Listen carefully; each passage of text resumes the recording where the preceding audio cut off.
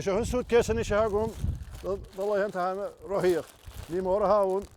Yana sé vachtar Ryanair ní. Festithe góir bhóthir agus is fadan bóthra ó chorcaghine go loch dearag a gúnta gún an áil ach tá nearts na giaga agus an cruí fláin a ggé seán ó caháin.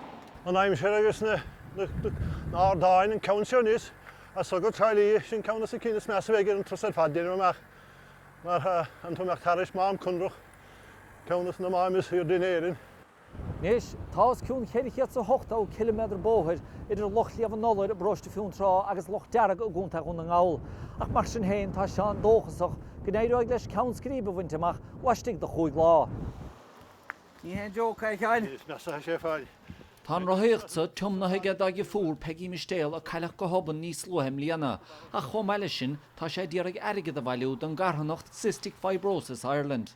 Heinigen farsio home halani ge hen go ha fallen clesion a kitchen but has karnach ma her agus ta ger garkule eidige agus noch an tidy and was nordition fad so just no hani sé home dur go asum karolis. Sé seo an tríú trostíag dáile héad dianta ge seán, dúlháin a máinan an dúl. Har dekin ha soine sekin te bundlis. Is braile me han to lat hein agus an to kin to aitan agus is meile me. Ta sé ma dan kin is Ætjas sé ætjas sol. Dyn ga héir, can hegan í an fai, but is meile me, ní an cúpla sa bblion. Tá sé bertathe ge trus a húirt na locha go léir a bhuaigh leis ar an mlach. Bara conrach chur a gáige, drapan sé leis suas go locha féidir léire. Cúpla pigin le cahabaisteach sa lochan fidléire agus cúpla gaí meach leis, go bhíh dachláinte agus sláinte cutpa is hegin ag ga chéine. So seo leis.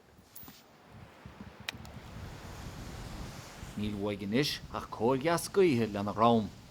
Seán Macatíigh, nuacht TG Cahir, Corcaghine. Thomas a fálaí.